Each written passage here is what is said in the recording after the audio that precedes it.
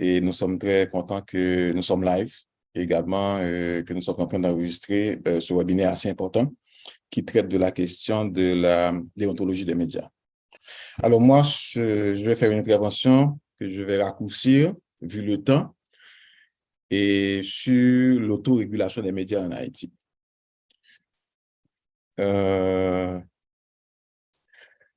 Avant de parler de l'autorégulation, j'avais voulu traiter de la question de la liberté d'expression.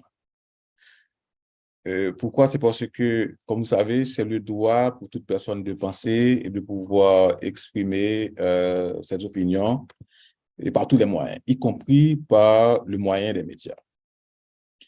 Et c'est un droit fondamental, mais ce droit n'est pas absolu. Ce droit a des limites. Et c'est pour ça que les médias aussi ont des règles de régulation et d'autorégulation. Puisque c'est un élément important de cette liberté-là, la liberté d'expression, qui est un droit de l'homme.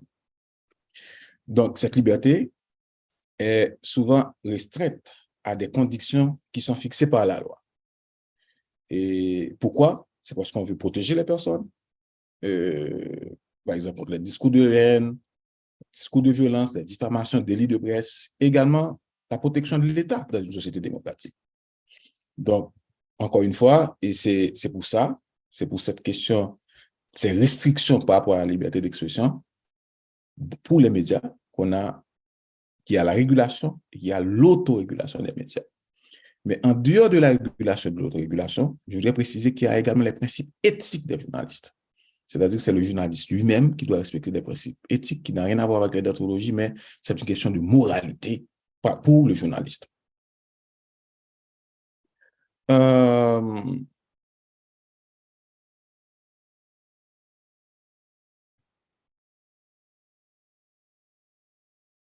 seconde, il y a un petit problème dans mon... Voilà.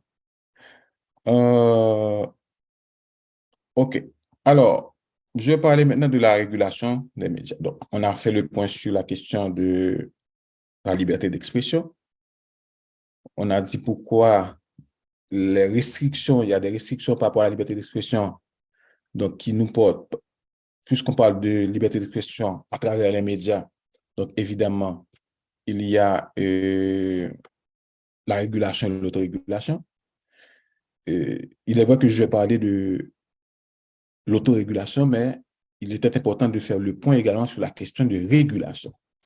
En Haïti, la régulation des médias, on peut le trouver à partir de l'article 28.1 de la Constitution. La question de la liberté d'expression en général, je dois préciser. Il y a également le décret du 31 juillet 1986, mais j'ai ajouté le décret du 10 juin 1987 qui donne mission à l'organe exécutif du CONATEL. L'article 28.1 de la Constitution, le journaliste exerce librement sa profession dans le cadre de la loi. C'est-à-dire, il y a des restrictions par rapport à l'exercice de la profession de journaliste. Bien que l'exercice de cette profession n'est soumis à aucune autorisation ni censure, sauf en cas de guerre. Et l'article 28.2, le journaliste ne peut être forcé de révéler sa source, il a toutefois pour devoir d'en vérifier l'authenticité et l'exactitude des informations. Il est également tenu de respecter l'éthique professionnelle. Encore une fois, vous voyez, les questions d'éthique professionnelle, les questions d'autorégulation et de régulation. Et pour le CONATEL, par exemple, bon, il y a l'article 16, par exemple, et 17 du décret du 31 juin 1986 parle de délit de presse, de menace de mort par voie de presse, atteinte aux bonnes mœurs et à l'ordre public. Et puis, il y a le décret de 31 juillet 1986 qui donne mandat, en fait, parle de la mission du CONATEL, parle de la question de diffusion en ondes claires, de programmes violents, pornographiques. Tout ça, ce sont des éléments de régulation. Les questions de fréquences radioélectriques, les concessions de droits de radiodiffusion. Et donc, tous ces éléments prouvent que le journalisme est régulé et autorégulé et il y a les principes d'éthique à respecter. Mais je voudrais faire cette précision assez importante. Pendant que je parle de la régulation, la position de l'UNESCO, c'est que l'UNESCO, en tant qu'institution des Nations Unies qui supporte les médias et qui favorise la libre circulation des idées par les mots et par l'image. L'UNESCO supporte l'autorégulation des médias. Et ceci, quel que soit l'État membre. Haïti est un État membre de l'UNESCO.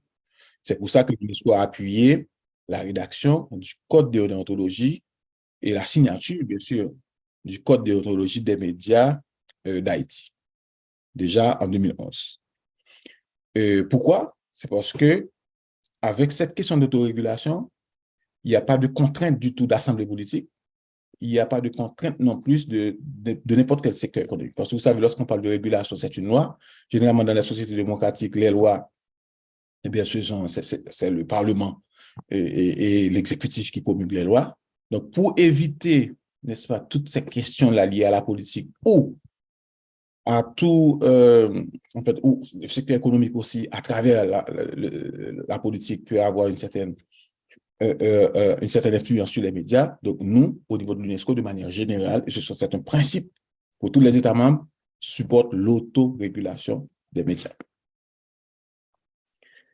Et maintenant, parlant d'autorégulation des médias, l'UNESCO, à travers la JH, a supporté en 2011 pour que Haïti puisse avoir un code de déontologie des médias et des journalistes. Je voulais parler également des éléments contextuels de l'autorégulation en Haïti. Oui, on a le code signé en 2011 par 8 associations de médias et de journalistes, mais Haïti est un pays spécial par rapport à l'autorégulation. Pourquoi? C'est parce que Haïti a connu un régime de censure durant 30 ans, Duvalier, la dictature. Maintenant, ce qui fait que actuellement, et par rapport à cette question historique aussi, le journalisme en Haïti est plus que métier, c'est aussi un pouvoir. Et là, dans plusieurs pays, on parle de quatrième pouvoir. Donc, la presse haïtienne est devenue un vecteur essentiel de démocratisation sociale et politique. Aussi, en termes d'éléments de contexte actuel, il y a l'essor du numérique. Aujourd'hui, les plateformes en ligne, les médias sociaux, donc c'est un élément contextuel assez important lorsqu'on va parler de l'autorégulation des médias en Haïti, ce qui fait qu'on est obligé de commencer à réfléchir par rapport à ces questions. D'ailleurs, le code de déontologie des médias et des journalistes était opposable à 8 associations de médias et de journalistes. À l'époque, il n'y avait pas eu de médias en ligne, ni d'associations de médias en ligne. Donc, c'est une question que peut-être au cours de ce webinaire que le professeur Blo ou Jacques Desrosiers pourraient traiter. Mais bien sûr, comme a annoncé Wolgenson, je vais parler d'une proposition, ce n'est pas un mécanisme, mais il y a une proposition de mécanisme d'application du code qui a été fait par le CEIMH. Donc, justement, en Haïti, pour les journalistes, pour les médias, il y a vraiment de grandes responsabilités sociales. Ça, c'est extrêmement important à signaler. Maintenant, qu'est-ce qu'on a actuellement? C'est que il y a un effort concerté, parce que le fait qu'on a eu le code de déontologie des médias et des journalistes que j'ai présenté, certains articles, pas tous les articles bien sûr, il y a un effort concerté des professionnels des médias d'instaurer des règles volontaires et de s'y conformer. L'Association des journalistes haïtiens, l'Association nationale des médias haïtiens, Refraca, Sax, Médias alternatifs, etc. Ils ont fait un effort concerté dans ce code pour instaurer des règles volontaires. Et c'est pour ça que l'UNESCO supporte l'autorégulation, parce que c'est volontaire de la part des associations de médias et de journalistes. Donc, ils ont établi des principes minimums en matière de déontologie dans le code, en matière de respect du droit de la personne, en matière d'exactitude de l'information, tout ça dans le cadre des restrictions de la liberté d'expression dont j'ai mentionné au début de mon intervention. Maintenant, ils ont accepté de signer en 2011 leur part de responsabilité concernant la qualité du débat public dans les médias, tout en préservant leur autonomie rédactionnelle. Et c'est de quoi il en est lorsqu'on parle du Code de déontologie des médias et des journalistes d'Haïti de 2011, signé par ces 8 associations de médias et de journalistes. Mais aussi, ils ont accepté de réagir et répondre aux plaintes légitimes et corriger les erreurs. Les journalistes sont des êtres humains, ils peuvent faire des erreurs. Donc, si les erreurs sont corrigées dans la corporation du journaliste, il y a un code d'éthique, il y a un code de déontologie. Donc, c'est plus facile, c'est-à-dire c'est éviter, je peux dire, certains empoisonnements par rapport à la question de la liberté d'expression, qui, compte tenu du contexte haïtien, parce qu'on a vécu 30 ans de dictature. Donc, c'est pour ça que l'autorégulation, c'est extrêmement important et on veut appuyer les médias et les associations de journalistes par rapport à cette question cruciale. Maintenant, comme je vous ai expliqué, je voudrais mentionner ici dans ma présentation, j'ai commencé avec ça, ces associations de journalistes qui ont signé le code. Il y a le président de l'Association nationale des médias haïtiens qui a signé, le président de l'Association des médias indépendants d'Haïti, le secrétaire général de l'Association des journalistes haïtiens qui est avec nous à ce webinaire, le secrétaire général de SOS Journalistes, il y a aussi le groupe Médias Alternatifs, SACS, Radio Communautaire, et les photographes, l'Union des journalistes photographes.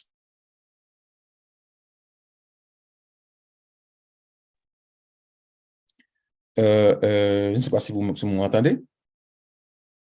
Donc, Oui, on vous entend. toutes ces associations de médias et de journalistes, justement, ont signé ce code.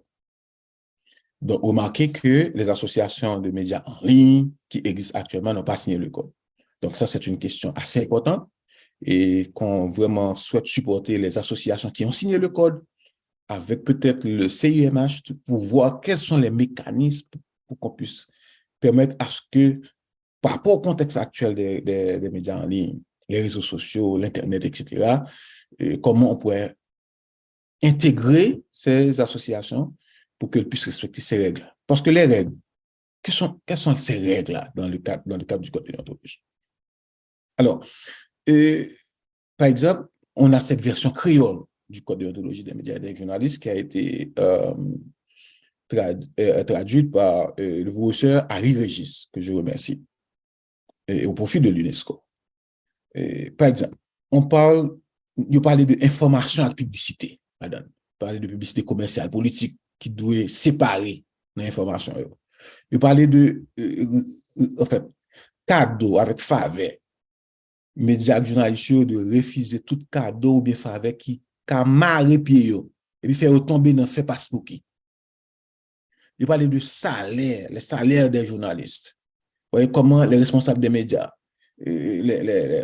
en fait, les propriétaires, ils font façon pour au moins bien payer les journalistes, ben, un salaire qui est raisonnable.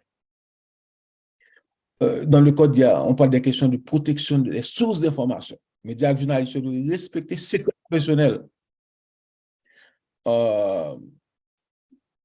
Également, de questions RIME, télédiol, votre propriété information.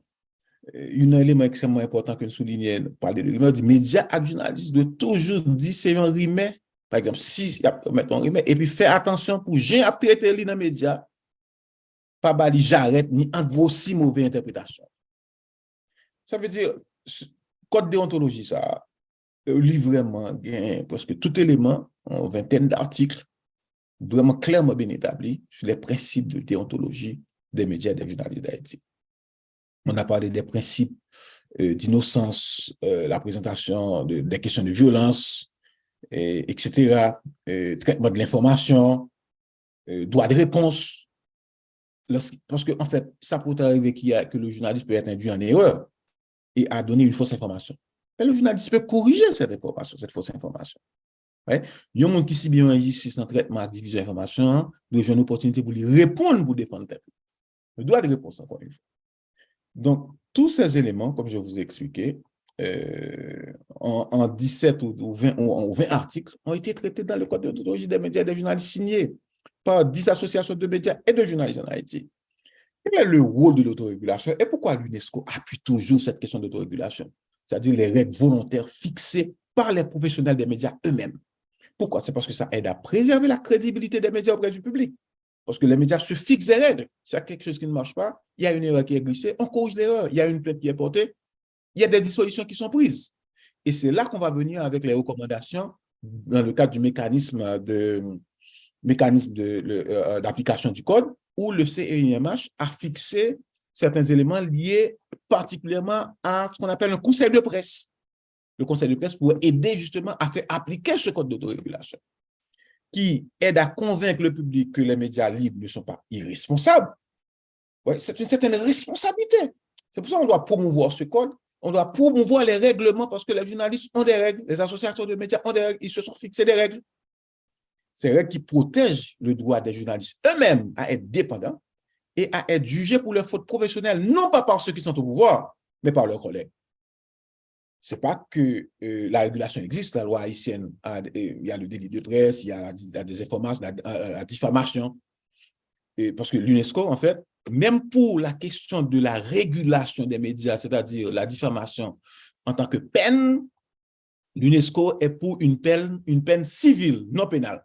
C'est-à-dire non pas l'emprisonnement pour le journaliste qui a commis la faute, mais une peine au niveau civil, c'est-à-dire des dommages et intérêts ou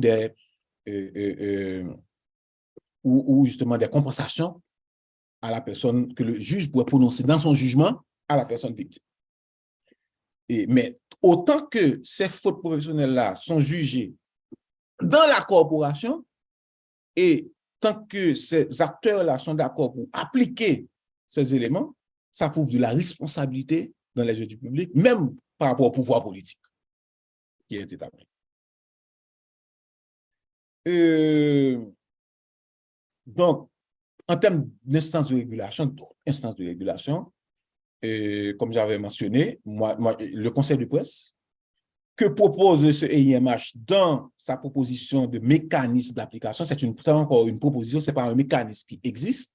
Le code existe et est signé en 2011 par les associations, par 8 associations de médias et de journalistes, mais il n'y a pas encore un mécanisme d'application. Et aujourd'hui, c'est une opportunité pour que je plaide pour que ces acteurs-là, les acteurs, parce que le conseil de presse devrait composer principalement de professionnels des médias et indépendants du pouvoir politique. C'est-à-dire, ça pourrait avoir des professionnels des médias, mais également des membres de la société civile. Je crois que je vais avancer rapidement avec la proposition de CEIMH. Donc, et l'une des tâches essentielles, et je pense que c'est un problème peut-être actuellement par rapport au code de déontologie, et on attend l'intervention de M. Dehouzé par rapport à ça, et du professeur Blo qui va cadrer le débat, c'est l'examination des plaintes. Est-ce que des plaintes ont été portées pour les médias ou pour les journalistes dans le cadre de ce code de déontologie, pour des journalistes qui sont membres des associations opposables au code de déontologie et que ces plaintes ont été examinées collectivement. Donc, si on a le conseil de presse qui est indépendant du pouvoir judiciaire, ça va faciliter le travail en fait, des juges ou des confrères, si je peux pas, des confrères qui font en fait des confrères ou qui sont membres de ces associations ou qui forment un petit comité, peut-être que ce serait peut-être un élément assez fondamental, un comité d'application du code par rapport à ces associations, à ces associations de médias et journalistes qui ont signé ce code. Donc, l'une des tâches essentielles de cette instance de régulation, c'est-à-dire un conseil de presse qui est indépendant du pouvoir politique, bien sûr, c'est d'examiner les plaintes des lecteurs et de les juger collectivement, ce qui prouve le sens de responsabilité des travailleurs de presse. Il y a une erreur qui s'est glissée dans le texte. Maintenant, je vais être très rapide. Le CEIMH, le Centre d'études interdisciplinaires sur les médias haïtiens, sur une recommandation de l'UNESCO, un travail scientifique qu'on a recommandé, eh bien, ils ont proposé un mécanisme de mise en œuvre du code qui n'est pas encore activé, qui n'est pas encore validé par les associations de médias et de journalistes. Moi, je pense que ce serait intéressant à la fin de ces webinaires en termes d'action pratique. L'UNESCO pourrait voir avec ces associations de médias là comment discuter de cette proposition de mécanisme de mise en œuvre. Donc, il y a une méthodologie et ils ont fait une analyse approfondie d'un ensemble de 10 mécanismes de mise en œuvre existant dans 10 différents pays. Il s'agit de Québec, Luxembourg, Suisse, France, Belgique, Burkina Faso, Tunisie, Maroc, Cameroun, Pays-Bas. Donc, avec cette analyse, les scientifiques, les experts du CEIMH, en fait, on peut comprendre les contextes de mise en œuvre, les forces et faiblesses des instances de régulation chargées de mettre en œuvre les codes adoptés par les acteurs de la corporation médiatique et des pays en question. Et donc, ce mécanisme-là que le CIMH a présenté constitue un dispositif d'application qui correspond aux caractéristiques du système médiatique haïtien et son environnement. Je pense qu'à la fin de ce webinaire, ce serait bien qu'on peut diffuser, encore une fois, parce qu'on n'a pas encore fait la diffusion de ce mécanisme, même cette proposition. Moi, je pense que peut-être la première étape serait de discuter formellement avec les associations de médias et de journalistes, bon, et aussi peut-être publier cette proposition de toute façon.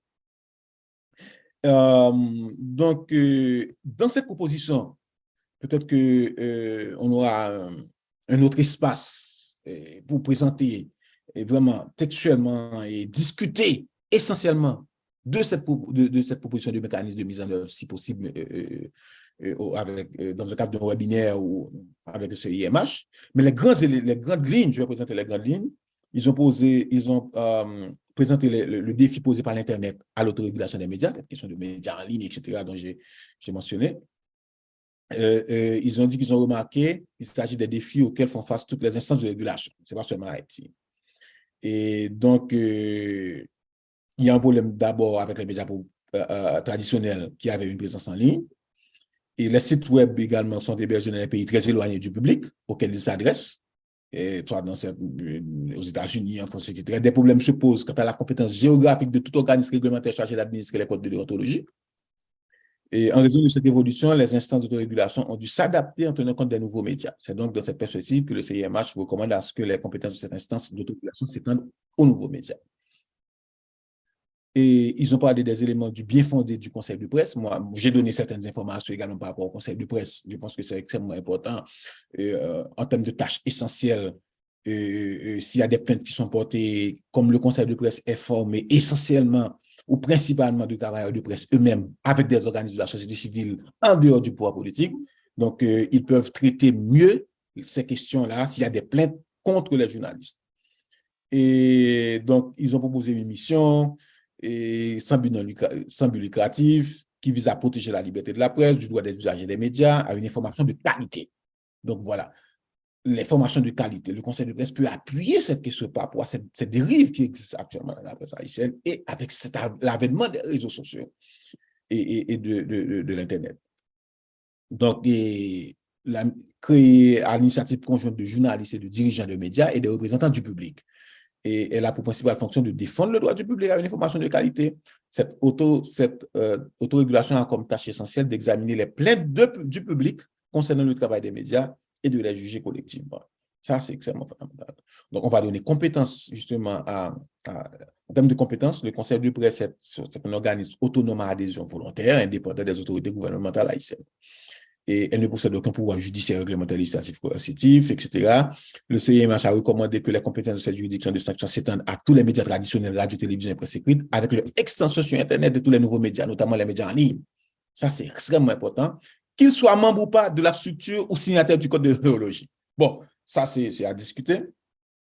Et pour voir si on peut étendre ce pouvoir-là, cette compétence-là, au conseil de presse, si jamais on arrive à mettre sur pied ce conseil de presse. Et le conseil de presse serait habilité à effectuer des amendements au code de déontologie au besoin. Ça, c'est intéressant.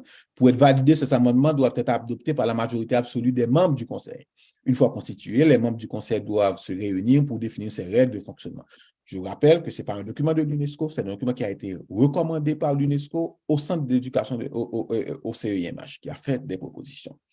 Donc, qui n'est pas adopté par l'UNESCO et qui ne régit pas jusqu'à présent les principes de l'UNESCO pour l'instant. Mais si c'est adopté, c'est-à-dire c'est un document libre, donc ce sont des propositions et je pense que toute personne sera habilitée à discuter des propositions formulées par le CEMH pour surtout les questions de compétences du conseil de presse.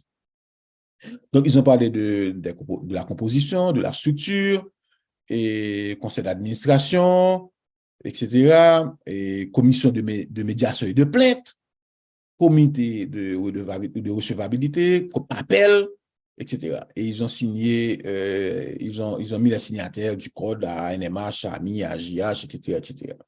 Donc, ils ont parlé de commission d'attribution de cadres professionnels. La question de cadres professionnels, moi, je pense que c'est un élément extrêmement important. Si on n'arrive pas, si l'État haïtien n'arrive pas à gérer cette question, c'est-à-dire en termes de régulation, Maintenant, si, comme l'UNESCO, je vais vous dire, l'UNESCO est du côté de l'autorégulation, que les professionnels des médias se fixent eux-mêmes les règles, si on arrive à fixer des règles à respecter pour l'attribution des cadres professionnels, l'UNESCO ce serait dans son mandat d'appuyer ces actions. Il y a la question de formation aussi des professionnels des médias qui est traitée, que le Conseil de presse pourrait appuyer. Donc, je pense que je n'ai pas voulu être long. Donc, c'était l'essentiel de mon intervention, où je devrais justement mettre les éléments, les éléments contextuels par rapport au Code de déontologie des médias et de journalistes de 2011, mais également à cette proposition de mécanisme d'application du Code. Je vous remercie.